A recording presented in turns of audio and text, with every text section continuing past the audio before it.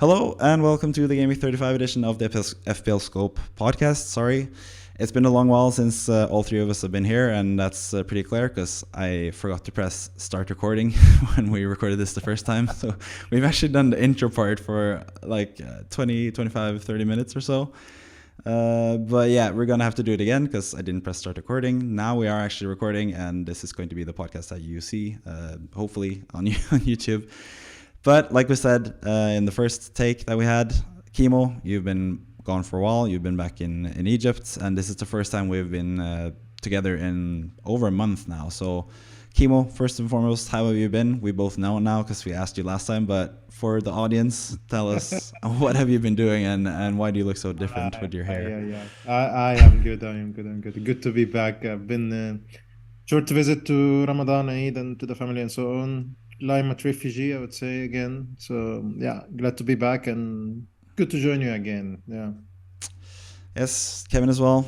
Not much has happened with you, I think, since last week, and not much has happened since 20 minutes ago when I asked you this same question. But how are things in life for you, Kevin? Yeah, sometimes maybe good, sometimes maybe shit. So, you know what? We just roll with the punches. Short and sweet. For me, it's mostly shit, and that's going to be reflected in my team. And this is my team. I did a big move to get De Bruyne in, and he didn't play, and he might not play. We're only 15 minutes away from getting the team sheet for City as well, so we'll get to see if De Bruyne actually plays or not. But if he doesn't play, I'll get Botman in, and that means I'll get Botman 5 points and Isak 7 points rather than the 4 points from Jota and 1 point from Grealish or whatever they are on right now. So in the end, my transfers weren't that bad. It was a -4 again. I've done a lot of -4s lately to sell Fernandes, who started performing, to get Jota, who didn't perform, and then sell Jota, who scored. Like, it's just been a mess. Like, my team is just a mess. So enough said about this team. We talked about this already in the first recording that we did. So no need to rehash it. You can see it on the screen. Haaland is doing well. He's probably going to score against West Ham as well. I have a pretty template team, and it's been decent. Estupinian, like I said previously, he's been the one huge player for me as well, finally getting the clean sheet that I've been waiting for so long. So yeah. Moving on to Kevin's team, it is pretty similar. It's just Botman in for Shaw and Mitoma rather than March. Other than that, it's pretty similar. So Kevin as well, you did the same move as me with De Bruyne in. So what was your thinking with De Bruyne in? Why did you feel like it was such a necessity to bring him in? It was just in the form of his life. If you look at his most recent matches, just getting points after points after points. So it just, I had him for the game against Arsenal in the reverse fixture at the Emirates. So I felt severe FOMO that I didn't have him at the Etihad game. So yeah, I think it was a little bit of that. And also, again, form of his life. And now City Extra and a bunch of these City Twitter guys have been saying he's not in the squad at all. So I'm getting a big fat 0 from KDB. And you got rid of Gray, so that's a good thing. I only brought him in because he was taking our penalties, and it was just a gut feeling thing. And I was gonna bring in Eze over Gray, and yeah, look how that worked out. But all things considered, I think it was also future proofing, as we'll see with the fixture ticker that City do indeed have really good fixtures going forward. Yeah, for sure. And you'll get Watkins in, assuming De Bruyne is not in the squad. So you'll get 2 points. I'm going to get 5 points from Botman. So I get a bit of an advantage from you there. But I'm probably still not going to catch you because our teams are really similar. And I'm already, I think, 60, 50 points, 70 points behind you. I don't know. Something like that. But someone that is catching up to me is Kimo, who is using his bench boost this week and has 72 points so far. So yeah, how do you feel about your chances to get ahead of me in the rankings before the end of the season, Kimo? I think I'm doing usually good in the last 5 game weeks and in each and every season. So I think my treble captain, if it's good, then I'll easily go through you. And yeah, I'm not expecting so many points from Dalot and Lindroth. It was so enough for me to have a differential from United to see the double clean sheet. And then I think I'm not expected any clean sheet against Brighton, especially because I have Mitoma and March. So yeah, Jota was my only differential, like solid differential. He didn't play the full game. He scored. Luckily, it was so nice. Feels good just to confirm my choice for Jota. Next game, I think he might start even if the injury is not that bad. But I didn't feel that Klopp is really excluding him from the squad. So yeah, we'll see about that. But Yeah. feeling good. I think I couldn't do much more to differentiate my team other than keeping or like having Odegaard, which I wouldn't do. But yeah, Yeah. I wasn't really convinced with Grealish. So. But Chelsea is shit. I should have trusted Arsenal. Yeah, they are really shit, and that's a really good team to target now because they lost 6 in a row. So that's going to be really Yeah. interesting. And we can look at that actually with the fixture ticker and just look at Chelsea's fixtures straight away. Who they are facing? They're facing Bournemouth away. So Solanke owners, you might be in luck because he might score a couple goals now against Yeah. Chelsea. Nottingham Forest at home as well. I don't think that many players have Nottingham Forest players, but Gibbs White has looked pretty good recently, so he might be a good differential pick. You would never go a striker from Nottingham, you know it. Probably not, but he's not a striker. He's a midfielder, but still, it's kind of strange. But you also have the City and Man United fixtures in Game Week 37. So I think with the double Game Week players in Game Week 37, they can have a field day against Lampard's Chelsea, who still might go down with 39 points. So yeah, what do you think about targeting Chelsea towards the end of the season, Kevin? Do you think that's a good strategy?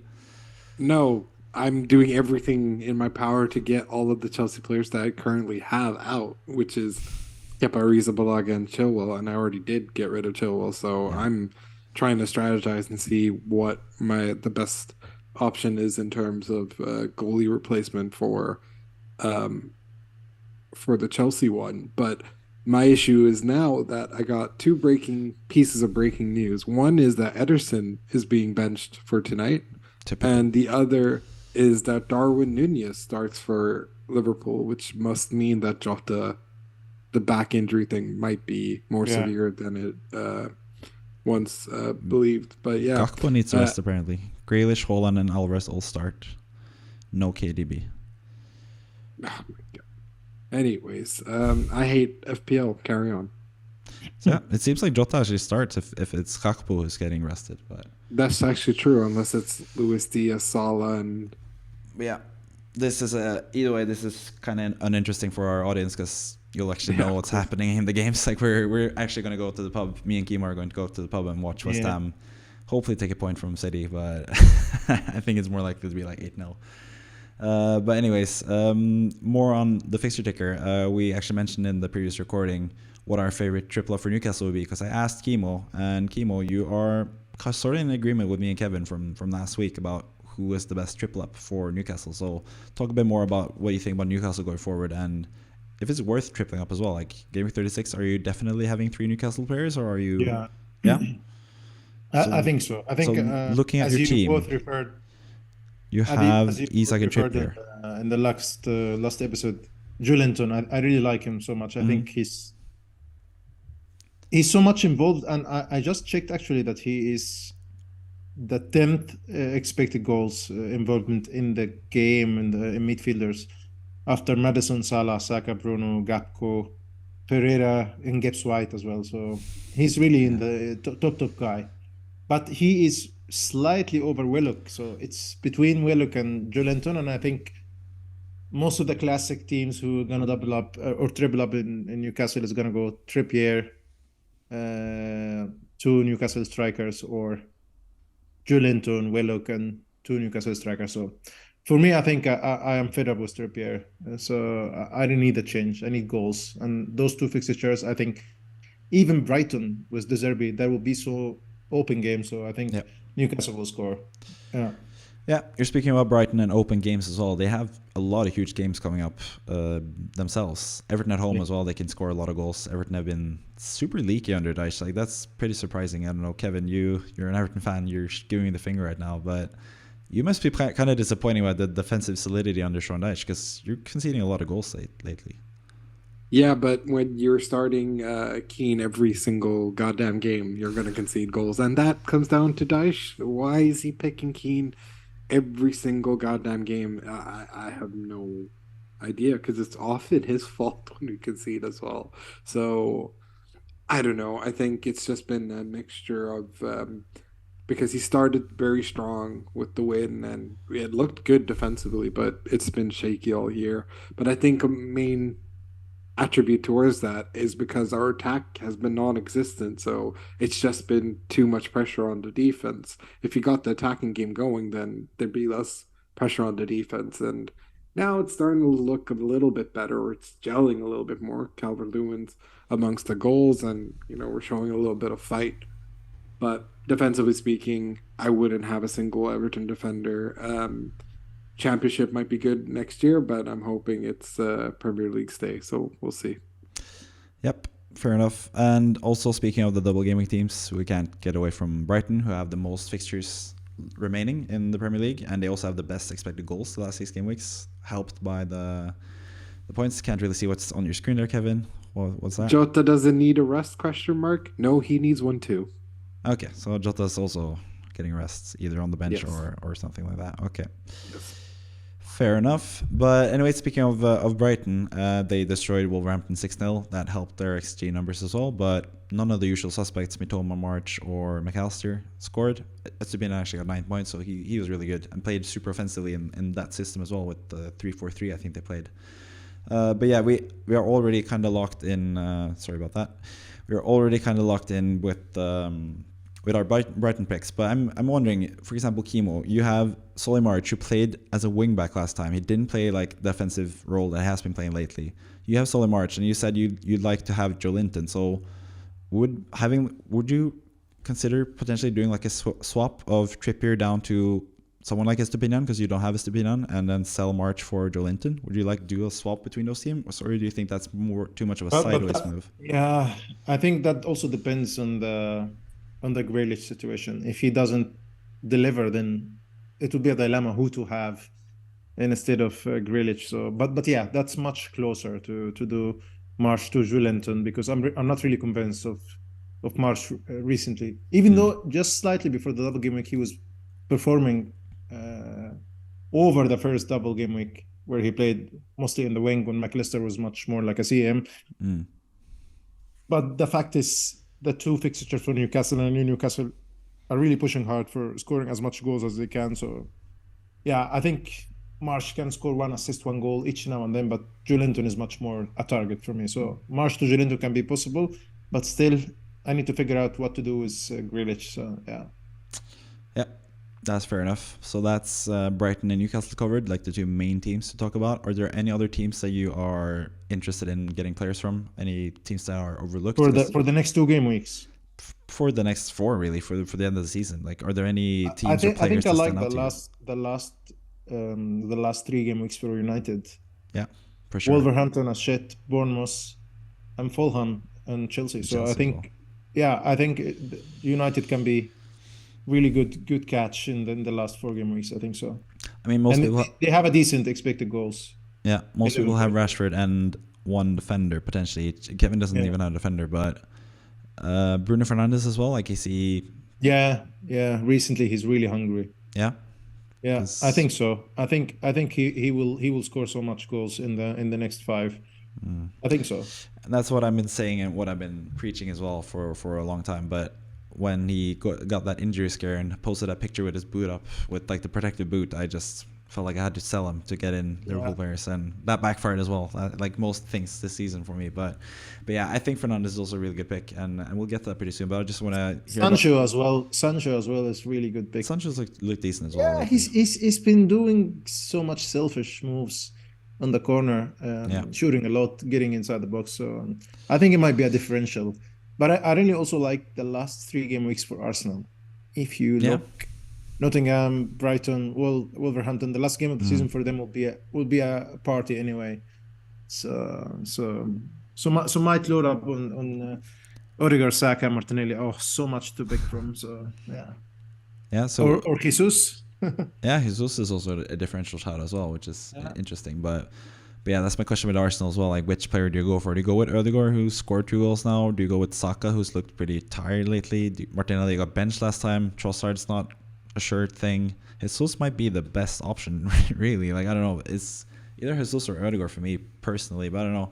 Kevin, are there any Arsenal picks you're interested in, or any other picks that stand out to you from the other teams? I mean, in terms of Arsenal, yeah, I agree with you, Ødegaard or Jesus at this point, because Saka has looked exhausted, and you can tell because he's not the type of player to blank 5 game weeks in a row, sort of thing. And it's been clear that Arteta's been running these guys to the ground. There's been a lot of chances for rotation, but yet he's just like, this is the winning formula. I have to do this, and it's backfired massively. So for me, I think in terms of any other teams, I like what I've seen of Eze, especially now that he's the penalty taker as well, which is very interesting. Yeah. I mean, with Salah on the pitch, he took it. Yeah, which completely shocked me. So I think he's a good differential, especially the Bournemouth and Nottingham Forest games. I think could be a fun little game, and Spurs away. Like, Spurs suck, so I wouldn't say that's the worst pick to try and go for Eze. I think he's been just as involved as Elise. I think Elise is also really, really good. Don't get me wrong, but the fact it's bad that I'm chasing penalties because McAllister hasn't taken a penalty in like 12 years. But if you want that sort of security, then you have to go Eze over Elise. But I like the look of Elise as well. But other than that, I mean, all the other players are sort of apparent. I'd say you have a Man United player, have City player, have Liverpool, have Brighton. And then, I think it wouldn't be the end of the world if you went for Eze. I don't like Fulham without Mitrovic, so I would say skip. Newcastle, we all have Newcastle assets anyways. West Ham, cheeky Bowen. I think he's been actually been playing doing really good recently. Yeah, I think he's been playing himself up really well, and he's reacted to clearly. Like, I don't know if it's known in like Norway, but like here in England, he's heavily criticized for a lot of some signs of Boyan last season, I think so. Yeah, exactly, and that's the reason why, right? When you come from a height of even being better than Saka and all this type of stuff to then being Saka's like not even understudy, but like fourth to fifth understudy, it's not looking great. But he's been good lately, and he's notched up a goal and random assist here and there. I also like the look of Lucas Paqueta. I think he's been playing really well as well. Maybe it's because he's looking for a big move in the summer. I mean, let's be honest. But other than that, none of these other players excite me. Watkins has been kind of a miss for me, but I don't hate their matches. Chelsea avoid, Leicester avoid, Everton avoid, and the rest of the bottom of the fixture ticker just avoid. Yeah, and the team user is out now, and Declan Rice is not playing for West Ham, so it could get really ugly. I'm really scared about Grealish now, selling Grealish for De Bruyne. Does not feel good at the moment, but we'll see. You guys will know already when you watch this. But on the topic of West Ham, you brought up Bowen. I think there's another pick that is also close to my heart in terms of FPL, in terms of West Ham, everything. And that's Mikel Antonio, who's been playing as a starting striker lately. I think he's a decent differential option as well. Like, I kind of wanted to bring him in last week, and he scored now. So I think Antonio is also like a fun punt just for old time's sake. And it also might be his last few games for West Ham, because it seems like he's on the outs for West Ham as well. So I might just do that as sort of like a sentimental pick personally, just because I love him so much. But anyways, those are the differential sort of picks that we have for you in the fixture ticker, and we'll move on now to the weekly wildcard drafts that I have done, that I do every week. And this week we have a couple changes, and as you'll see, my preferred, we just talked about it, the Brighton and Newcastle triple ups. So the triple ups for me with Brighton are 2 defenders actually, Steele and Estepinian, because I only feel good about Mitoma. I don't feel that good about McAllister. I don't feel that good about March. So I'm actually doing the Estepinian Steele double up, because Steele is so cheap and he has so many double gaming fixtures, and Estepinian seems really good as well. So that's why I think they are the best. But I want to just highlight Iverson as well. He's doing really, really good in terms of saves recently. He's actually a really good player. Like, he's I really think good. Good goalkeeper. I think so. Yeah, Kevin can attest to that as well. I know Everton would have beaten Leicester if not for Iverson. So yeah. Yeah, and I thought he was so good that I thought he was Norwegian. So Danish. He was Danish. And a Dansk. Yeah, the Dansk. Yeah. Danish. So yeah, I'm highly impressed by him. I do not understand. I can't fathom how Danny Ward ever started over Iverson in any sense of the word. Because it's so long as well. Other than he's British, I think there's no reason. Like the movement, the way he plays, the way he saves the ball, everything. He's much better, much quicker.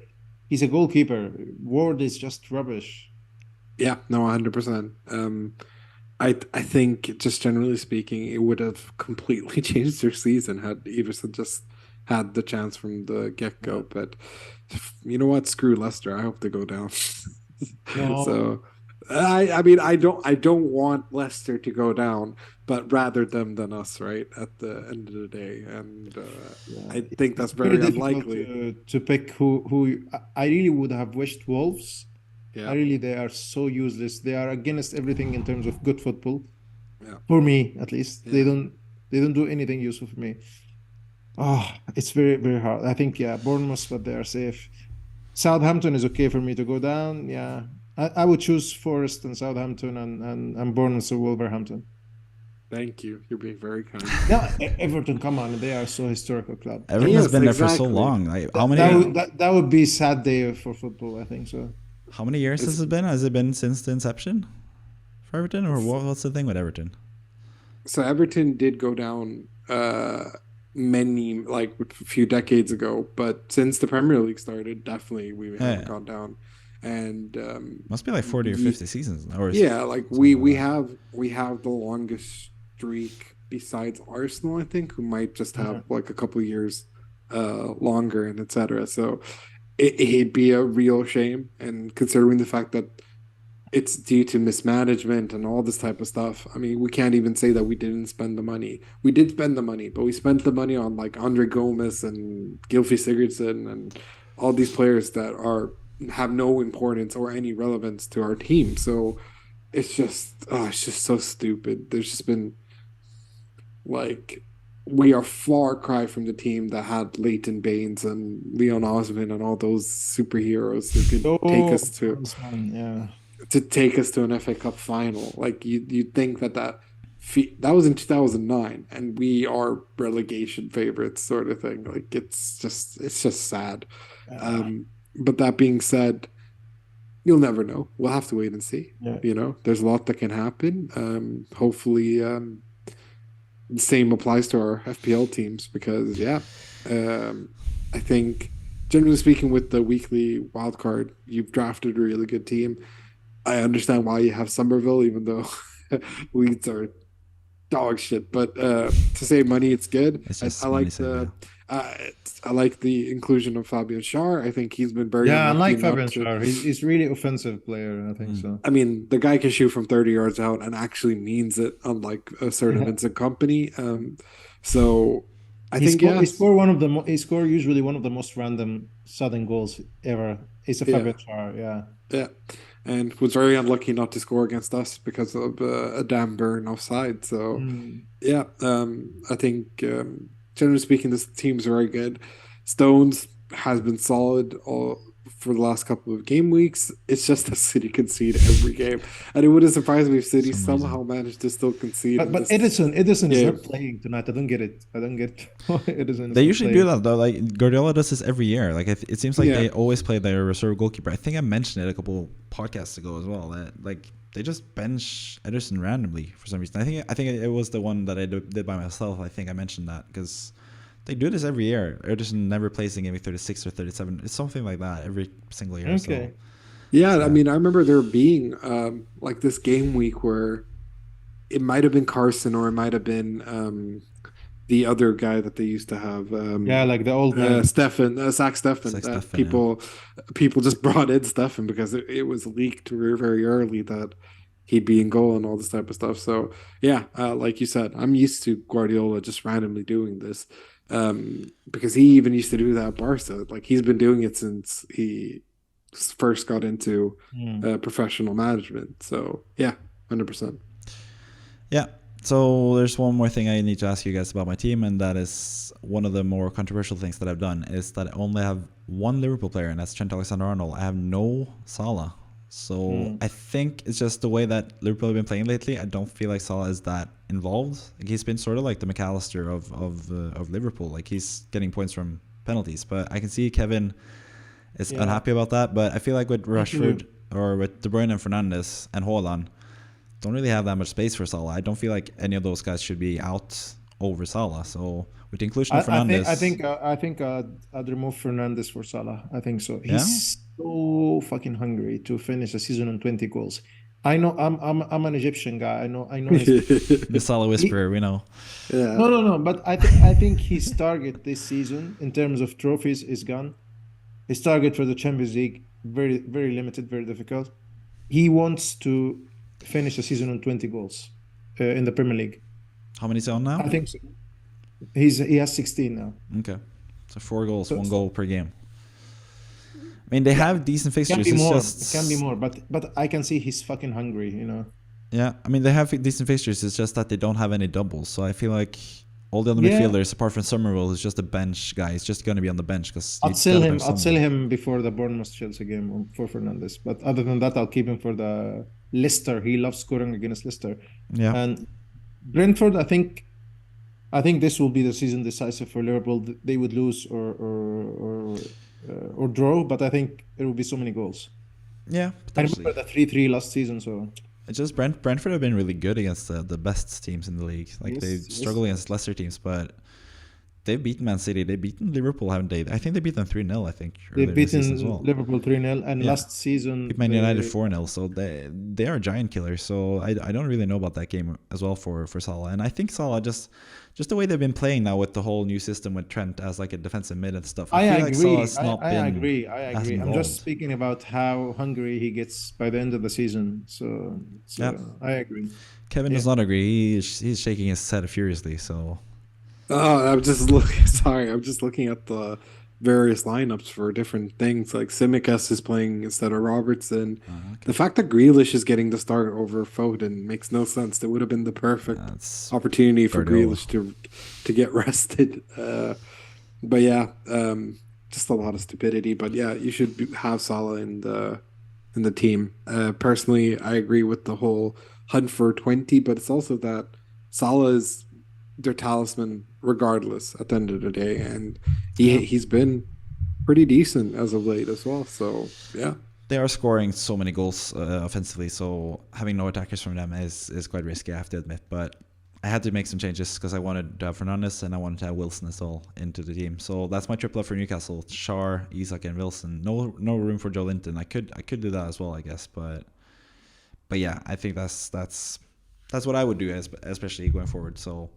No Salah is kind of controversial, but other than that, I feel like this team is really solid and doesn't really lack that much. So, and like you saw with Liverpool now, their lineup, can't really trust them. I mean, Salah you can trust; he plays every time, but yeah. So that is the weekly wildcard draft. Yes, thank you for pointing that out. That is the weekly wildcard draft. I'm gonna do that every week. That's what I've been pretty consistent with doing. And what I'm also going to do every week is make some plans. And the plan this time is just to do nothing really. Probably just going to stick with my own team. The one thing that might change it is if I don't really have an option to get him either, but it's just if Alvarez is starting for City against Leeds, because we're going to get early team news with City most likely because they play at the same time as several other teams. They play at the 3 p.m. kickoff on the Saturday. That's going to be the first game. So we're going to get Man City news before the deadline most likely. Yeah. So that's the only thing. If Alvarez plays, do I do like a 1 week punt on him for Isak, who plays Arsenal, and then get Isak back or get Wilson back eventually, potentially? I don't know. Those are some options. I could also still do the Stones in move for Trippier. I could do Stones for Trippier. I could do March to... I can't actually do March to Joe Linton because I have tripled up on Newcastle. But yeah, captaincy, easy choice. Haaland against Leeds. No issues there. No brainer for me as well. So just gonna stand pat and see what I need to do for game week 36, which is going to be the double game week with Brighton and Newcastle, and then potentially game week 37 as well. So not really any big plans, and I don't think either of you guys think differently of my team either. I mean, goalkeeper is the one thing. I'm starting Everson rather than Raya because I think Raya is going to concede against Liverpool. Everson, like we said, he's a good goalkeeper. Fulham are not good offensively, so I'm kind of banking on that, but that's sort of the only decision I have. And then I have Chilwell still against Bournemouth, so fingers crossed that they can do something. But yeah, I don't know. Any issues with my team? Anything you would try to fix, or would you just stand pat, both of you, with my team? Yeah, think, I definitely have a suggestion. Okay. yeah. For me, it's Chilwell. Yeah. Chelsea suck, dude. I Yeah. mean, Bournemouth is I the see your game. point. Yeah. I was, it was sort of a hand or heart in my mouth, hand in my mouth sort of situation where Chilwell should have scored against Arsenal. He got the 1-on-1, and instead of shooting it to the corner, he sort of just shot at the keeper. Yeah. He, of course, has defensive prowess, especially now that Reece James is out and etc. He's going to be the focal point from defense to create something. It's just that Chelsea can't create shit. So I think personally, Chilwell could be an option either for you to make into someone extremely cheap and try and make Greenwood into someone or etc. But I think Chilwell is someone you should consider getting rid of as ASAP, basically. Yeah, I kind of agree with you, but at the same time as well, I feel like he sort of has that upside. So if Chelsea for some reason can find something, he has that upside, and he's sort of differential at this point as well. So I feel like I just need to stick with him. But like you said, yeah, Chelsea are terrible, and Bournemouth have actually been really good defensively lately. So I'm not expecting much, at least defensively, from Chelsea in that game. But yeah, I think I'm just gonna hold out hope and just save the transfers, because I could get a lot, I guess, against West Ham. That's a decent option. I could get Stones, but I feel a bit uneasy about locking the 3 City spots down as well, because I feel like maybe I need to get Grealish back, or maybe I need to get Alvarez up front. Like, I don't feel that good about having, I don't know, I guess I had him in my weekly wildcard draft, Stones, but yeah, for my own team, not 100% sure if I want to lock down the 3 City spots currently with using a transfer to do that. Obviously, it would be different if I had a wildcard, but yeah, that is my team. Let's move on to Kevin's team. You have one potential move, and like we said, Alvarez, we might get early team news if he starts. You have Watkins, who has been meh lately. They play Wolverhampton, who looked awful against Brighton, so I think Watkins is still a really good pick for that game. But I don't know. What do you think, Kevin? Are you probably standing pat, or are you? What do you do if you see the news that Alvarez is starting the match against Leeds at home? I'm bringing him in. I mean, especially if Haaland is the one that gets benched. Yeah, 100%. I'm bringing Alvarez in, captain Alvarez. I mean, I think I do that as well if I have to for Isak, if Haaland doesn't play. But if both of them play, what do you do then? If both of them, that's the thing. If both of them play, then or start, for that matter, I might stand pat simply because there is no real demand. I could also save the transfer because I do want to get rid of. My God, I'm starting Kepa. I'm not a fan of that. So you're criticizing Chilwell and you have Kepa, so. Yeah, that's what I'm saying. I mean, I got rid of Chilwell I'm trying to activate, maybe even my transfer is a goalie transfer just for. I don't even know who I could get, really. Yeah, don't really have many options there. Pickford, because he saves penalties. No, but I don't even know what I'd do there. Yeah, I think I'm so high on Julian Alvarez, it kind of pisses me off that I've never had him. So part of me might just, for the bands, bring him in. But like you said, Watkins is the penalty taker for Aston Villa. If he wants to sort of make waves, with in terms of maybe leaving Aston Villa or making it back into the England side, he has to get back into the goals, and this would be an easy place to do it. So yeah, but if it's Alvarez is starting over Haaland, then yeah, I think I'll bring Alvarez in. Would you captain Alvarez then, or would you captain De Bruyne? Or I would. I think I would because Alvarez is also the penalty taker when Haaland doesn't play as well. And I've seen him take penalties over Mars. But then again, penalties with City is such a strange one because we've seen Mars take one whilst Haaland was on the pitch and etc. too. But I'm that high on Alvarez. I think he would start at any other club and should probably start at City as well. He scored 15 goals. Ridiculous number from a player on the bench. He's definitely someone to watch for next season. So yeah, I think he's going to start 100%. A lot more next season as well. So yeah, I really like Alvarez, so I'm considering that as well. But Kimo, any potential moves do you think for Kevin? Do you think Kepa is the one to go, or do you think? Yeah, I think so. I think so. But who would you bring in? Because he has no money in the bank. So in your team, I would have done, if you had the money, would have done Chilwell to Trent Alexander-Arnold. Could you? No, I couldn't. Well, I technically could have because I brought in KDB. I had 4.9 on the bench or on the bank. I mean, yeah. I don't know, guys. Both of you, have you gone all this way without Trent? He's been doing really good recently. I agree too, and he's playing as a midfielder. He admits that he plays as a midfielder. Yeah, I mean, personally, I totally agree with the assessment of him and etc. because he's been, he's gotten the assists again. It's just a question of, for me, my issue with them is that they always concede, right? And if he doesn't get the assist, it's just pointless having a 7 point whatever million. They are terrible in defense. Yeah, but I think Klopp realized that there's no hope in him defending, so I'll put him in the midfield. I'll let someone else cover Henderson or something. That right space. So, but yeah, at least attacking wise, there's no hope to have. Yeah, but you know what? Why I love the goalkeeper transfers was -4, because at one game you can just have the pain, one clean sheet, then you fix your mistake. For example, if you've done it with Steele last game week, as if you didn't have Estupinian or something, or like a goalkeeper has a promising fixtures.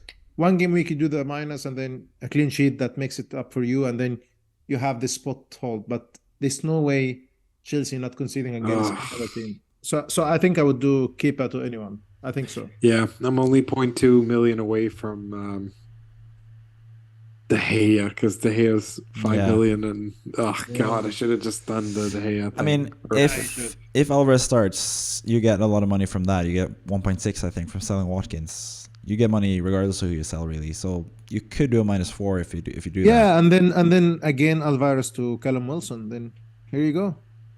Could do that as well, but he has triple Newcastle as well, so he's locked from that as well. So guys, yes. Unless I get rid of Trippier for someone or Botman. Actually, probably be Botman. Fucking yeah. I mean, there are quite a few things you can do. So yeah, I don't know if you're standing by. Maybe you do, but if you are doing just a straight up goalkeeper transfer, I think the best option is the greatest Danish goalkeeper of all time, Iversen. Yeah.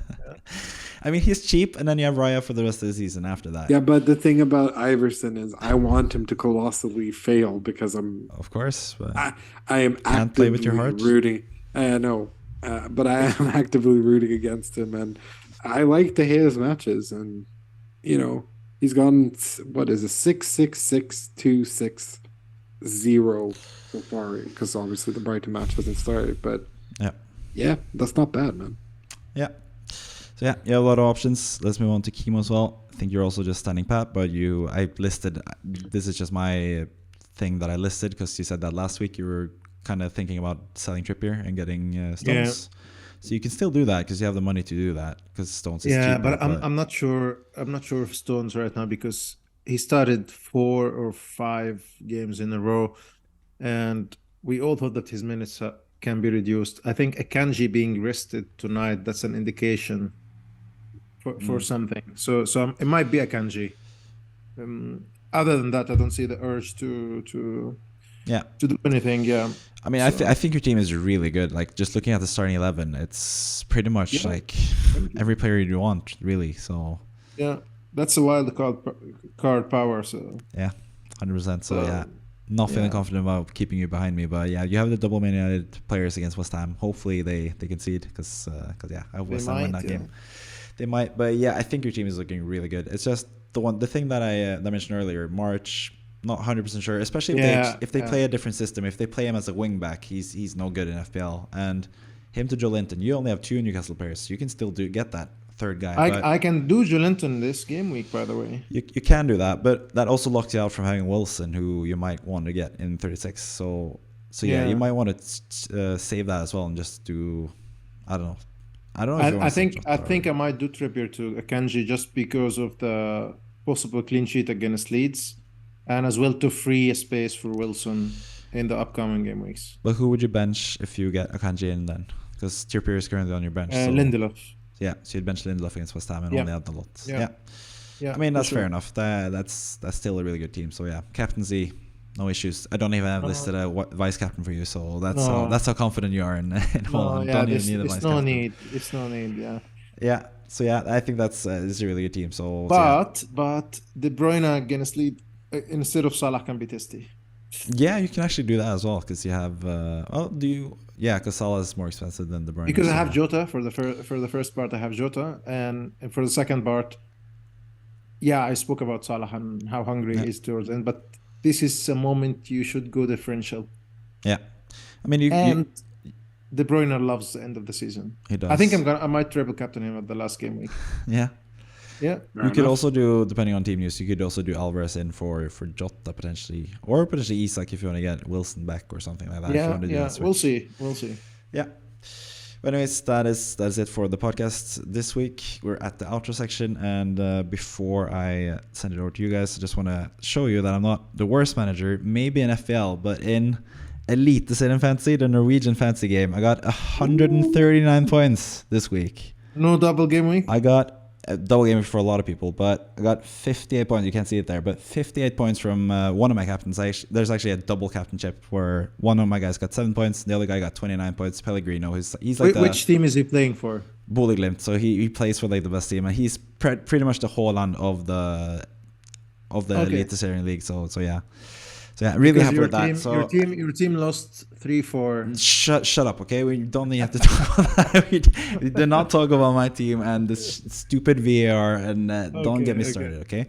Okay. But that's enough from you, Kimo. I'm just gonna leave the last word for Kevin before we go and meet up and watch the games at the bar, Kimo. But Kevin, you have the final say as always. So yeah, what do you have to say for yourself? Fuck Real Madrid. Fair enough. I agree. Okay. Yeah, good for the fans. Okay. Bye. Good night. Ciao.